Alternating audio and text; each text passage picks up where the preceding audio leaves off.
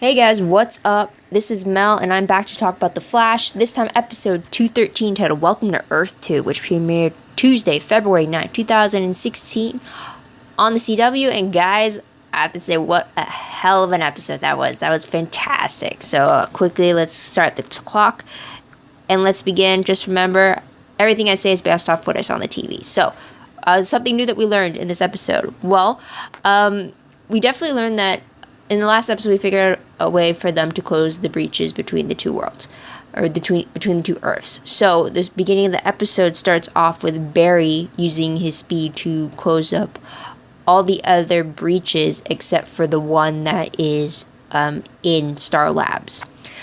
And so the next thing that happens is the fact that Barry, Dr. Wells, and Cisco are going to travel to Earth-2. And their mission is to find Jesse and save her, all before Zoom finds out.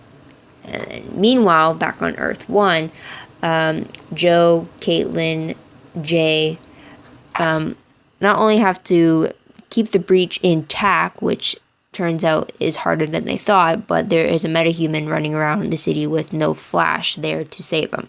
So that brings out Jay trying to fill in Barry's shoes, and we learn that Jay's history with Velocity 6. He actually created it to increase his speed, but because he used it, it had dangerous side effects, and that is why he lost his speed, and that is why he's sick.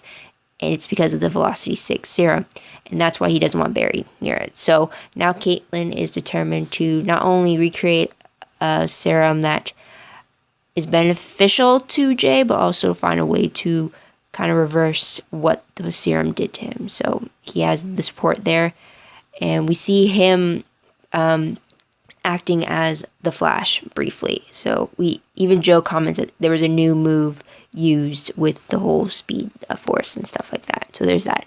But a lot of the story in this episode revolved around Earth-2. Now, the start of their adventure, basically, Barry gives the time limit of 48 hours. If they don't come back within 48 hours, then Caitlin, Jay, and Joe are supposed to close the final breach up, locking Zoom out of their world and keeping him on Earth-2.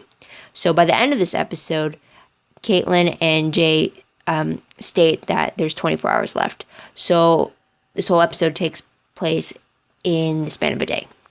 Now, when it comes to Earth-2, I got the distinct vibe that you saw bits of old with the new. Like, there's definitely examples of new technology in Earth-2 that is not on Earth-1, but then you see a lot of the old vintage stuff back. I got a feeling that a lot of the clothes they were wearing, it felt like I was looking back and going back in time type thing, like it was a really far back flashback episode, which I thought, since you're seeing all these different futuristic inventions, I thought that mean that the whole place would be more futuristic in look, but it turns out it's a mix of the two. So while they have some inventions and discoveries that Earth-1 hasn't had, they are also behind in a few things as well. We see the old telephones, we see the old clothes, especially with Iris. The piano lounge had a bit of more of a jazz feel, I think from like the 20s or something, maybe. I don't know my history eras as well as I should, but I got definitely that mix of old and new between there. But we did see not only some familiar faces, but some returning faces as well. So we do see Barry, and his doppelganger is still CSI. We see Joe, but instead he's a singer. Iris is now a detective. Captain Singh is now a criminal instead. And we see Henry Hewitt, and he's, I think, he was supposed to be the other potential counterpart for Firestorm before it was decided that Jefferson Jax would take the place. So there's him. Floyd Lawton, who actually, I believe, died on Arrow last season. So he returns as Iris's partner. There's mentions of Mayor Snart. So apparently Captain Cold is mayor of the city. And we got a phone call from Nora Allen, so she's still alive. And the surprising doppelgangers that we see are Ronnie Raymond, not only alive, but he is Deathstorm, Caitlin Snow, who takes on the persona of Killer Frost, making them like the meta-human bad couple, I guess you could say. Fire to her ice type thing. And then you see Cisco Ramon being Reverb, which he shows Cisco's vibe vision powers to a whole new level. It's just far more progressed, for sure. So what was the most shocking moment of the episode? It has to be the fact that Cisco's doppelganger not only is more enhanced with his powers, he's more in tune with them, but he's working for Zoom. I wasn't expecting that. Based off the promos, we already know that we're going to see Killer Frost, that we're going to see Deathstorm, yet we saw no sign of Cisco's doppelganger. So it was surprising not only to see him, but to see him on Team Evil was kind of surprising, but I loved it, strangely enough. So there's that. So top 3 favorite moments. The first one has to be Barry and Cisco, their whole astonishment of being on Earth-2 and basically acting all tourist-like. And it's especially in the sneak peek that they released. It's when they actually take a selfie at Star Labs together, and when they first see Henry Hewitt, the lab assistant, their faces and reactions to seeing him was just priceless. I absolutely love that. It's just because they're excited, you feel the excitement of being in this new world, even more so than we are as an audience member. And I just really love that, for sure. Next favorite moment has to be all the doppelgangers, especially Cisco, Caitlin, and Ronnie. I just love seeing their metahuman counterparts as well as their evil counterparts. So they really take the whole evil doppelganger thing to a whole new level, and I absolutely loved it. Because usually when a character is portrayed as being evil, there's nothing holding them back. There's no limitations. Their moral compass isn't holding them back. So we actually get to see how much power they can truly have, and how much they can really show us. So with Ronnie, with Deathstorm, I should say, you definitely see what he's capable of. Same with Killer Frost, and even with Reverb, without any social constraints, any moral constraints, or anything like that. And I really like that. We definitely see what our versions of the characters, what their powers could have been like if they truly embrace it. Although with Caitlin, she's still a human on Earth-1, so I'm not sure if she still has the potential to turn into a metahuman or not, like Cisco did, but there's that. So I really like that. And then the last favorite moment is just Earth-2 in general. I really like that we got to go into this other world. We always got bits and pieces through Dr. Wells or through Jay, but it was really great to see Earth-2 for ourselves through the Earth-1 character's eyes. So I really enjoyed that, for sure. Top 3 peak moments, it's just 2 of them. A quick one is Wally West.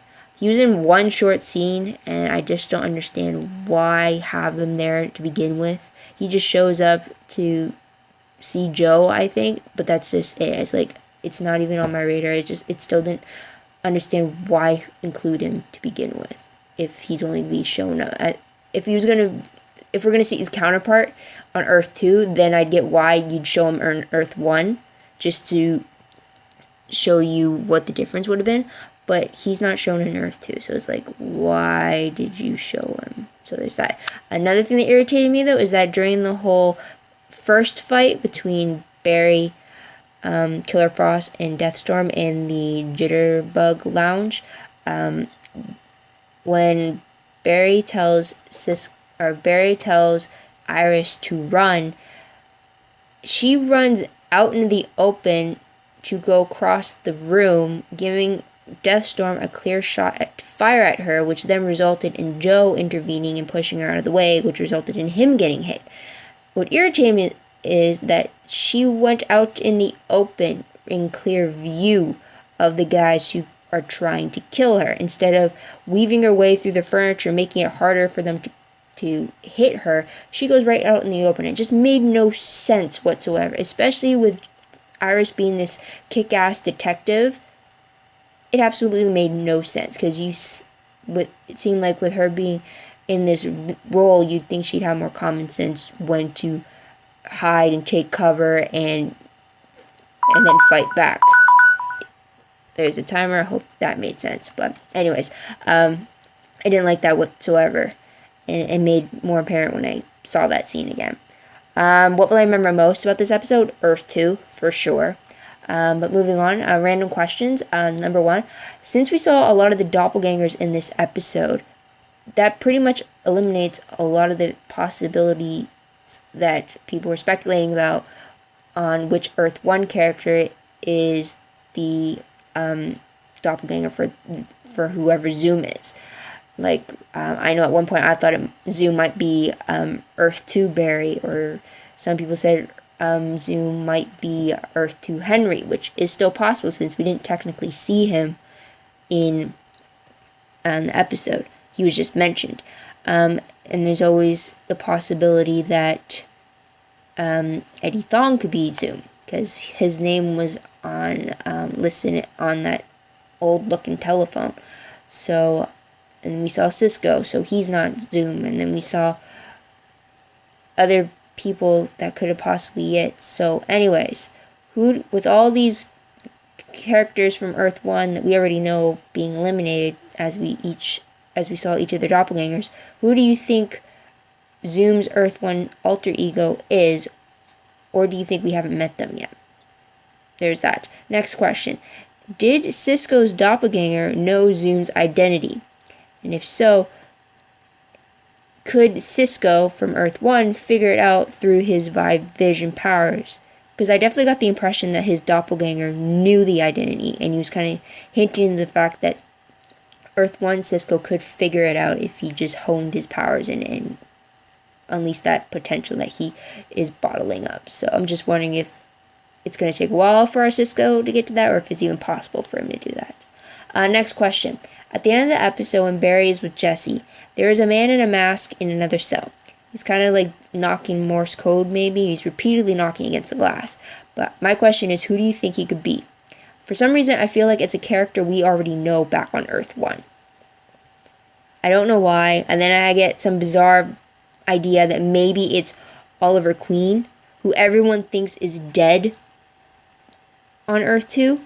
But then again, there's a lot of people that Oliver think is dead from Earth-1 from his time on the island, and yet they keep popping back up in the present day. So what if it's Oliver Queen Earth-2 that's behind that mask, and he's just been locked up for so long that, yes, people still believe that he's dead. I don't know why, but if it's not Oliver, because of my wacky theory, I still think it's a character we already know from Earth-1. And I wonder if he's actually going to play a part, or if we're actually going to see the man behind the mask. So there's that. Last question. Is it possible that Zoom could be the reversed Flash of Earth-2?